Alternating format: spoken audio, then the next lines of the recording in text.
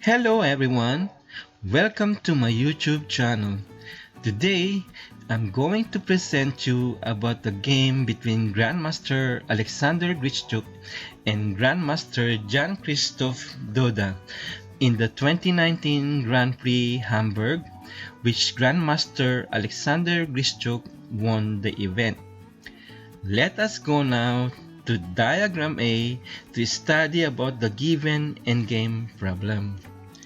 As we can see, there are 6 pawns for white and has a very good pawn structure, while the black side has 6 pawns. However, there's an isolated pawn at a7 and passive pawns at d5 and c5. This will be your assignment, and this is white to move first. Now, we go to analyze the diagram B. As you can see, there's too much weaknesses at the black side. There is at a7, which is isolated pawn, and there is at h7, which is isolated also. There is a double pawn at f7 and f6. There's a weakness pawn at c5, and also a bishop at f8, which is not so active. Now, if we can see or analyze white's position, the knight at a4 is better than the bishop at f8, so it can maneuver to knight b2, knight d3, and knight f4, which is a powerful knight. So we continue studying the entire game by starting to move d4, then knight f6, c4, e6, knight f3, b6. This is the Queen's Indian defense. g3, the fianchetto variation, bishop a6 attacking directly the c4 pawn, but the normal Queen's Indian is bishop b7, then bishop g2. We continue with the game.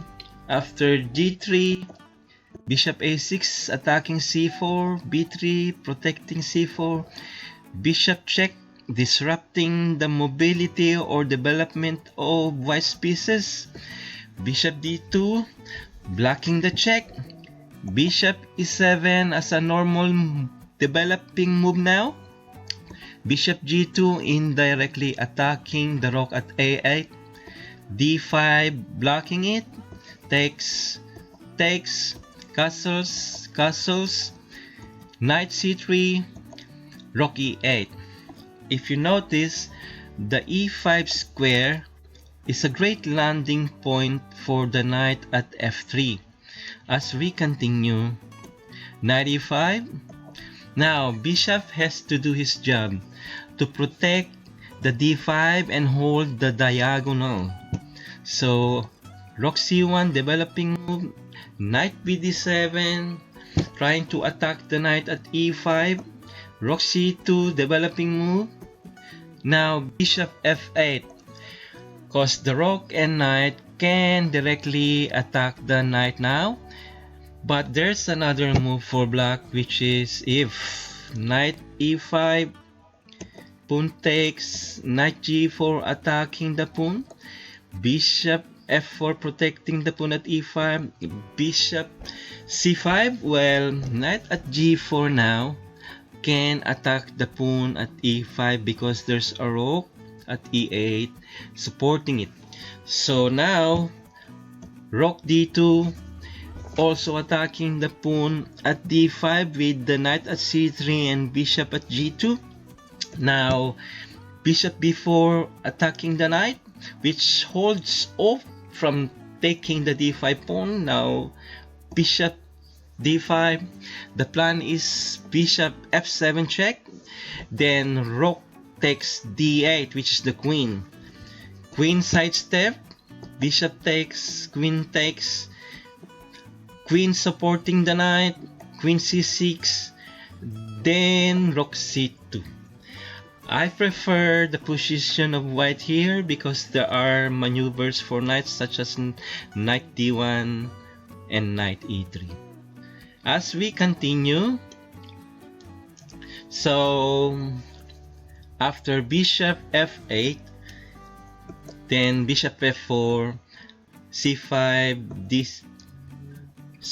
knight d7, queen d7, dc5, dc5, bishop g5 attacking the knight to create double pawn, d5 takes bishop, queen takes bishop, bishop takes knight, pawn takes bishop, now it's a double pawn, then knight a4. If we check the diagram B, this is the position where it appears there's too much weaknesses at the black side. If you're playing the white side here, you need to be very careful to find the right moves. Also, you have to be very watchful about using your time. If you use too much time, like you think too much, in the future you will panic because probably you'll be just having just 2 minutes, 1 minute, and that's the reason it's going to become a draw game, or you might lose the game because of time pressure. As we continue with the game, rook e5, protecting the pawn at c5, knight b2, now maneuvering. I suggest going to d3, rook e8, doubling up. Now Grichuk chose knight c4 to attack the e5 rook. There is other move, that is knight d3, as I suggested a while ago. So let's see. Rook d5, queen d2 positioning, bishop d6 restricting the knight from hopping to f4. Then continuously rook e1 supporting the pawn at e2, queen c8 maneuvering, then this good move e4. It's directly attacking the the rook at d5, then continuously f4, which gonna be too strong for black. So firstly, pawn takes, rook takes, rook takes, queen takes. As you can see, there is isolated pawn at c5, which is directly attacking by rook at c2, knight at d3, and queen at e3. The pawn structures for black are so bad. The knight at d3 can maneuver to b2, a4, or c4. So as we go back to the position, after knight c4, we continue with the game. Rook e4 avoiding the knight attack, then e3 trying to exchange, f5, queen h5 attacking the pawn at f5, queen d7 supporting the pawn at f5, rook d2, bg7 protecting the pawn at d4, rook d3, queen e6 positioning, ex d4, cx d4, rook f3 attacking the pawn at f5, rook e2, rook takes, rook d5 positioning again, queen g6 trying to exchange so that the isolated pawns at f7 and h7 will unite. Queen f3 declined it. Rook a6 positioning that wants to go to f6, attacking the queen at f3. Rook d7 positioning trying to attack the a7 pawn. h5, h4 blocking it. Rook f6 attacking the queen at f3. Queen d5, rook e2, queen g5. This move I don't like. There is much better move than that, but knight e5 attacking the queen at g6. So continuously, if queen e4 takes knight d3. This is a perfect square for the knight to hold off the d4 pawn and has a perfect maneuvering position.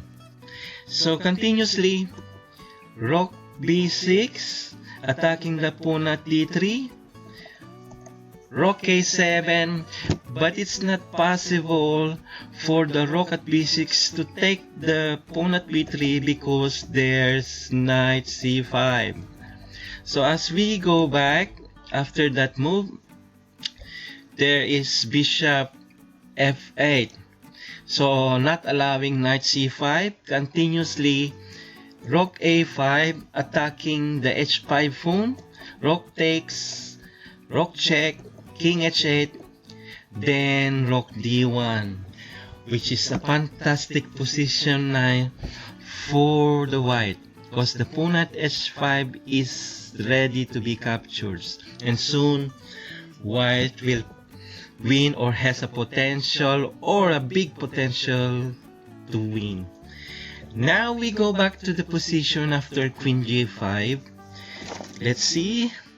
Queen takes, pawn takes, attacking the rook at f6, rook f5, attacking g5, f4, uniting with the pawn and protecting it, rook b5, attacking the b3 pawn, rook f3, protecting the pawn at b3, a5, rook a7, chasing the pawn at a5, rook c2, rook takes, rook to b8, king f1, rook c3, attacking the rook at f3, rook takes dc3, then knight e3, avoiding pawn push c2, rook takes pawn, king e2, bishop d4 tries to attack the knight, rook check, king h7, rook c8, bishop takes, king takes, it's a draw. But after bishop x e3, it's already a draw. So if I explain the position just in case, king x take, king x e3, then c2 check, king needs to protect the pawn at g3, then rook b2, there's a discover check, king needs to go up, check, king f2, rook b2, and same position. I really love this game. I learned a lot about maneuvering, endgame positions, and I hope you learn a lot too. So see you next time. Thank you. Bye. God bless.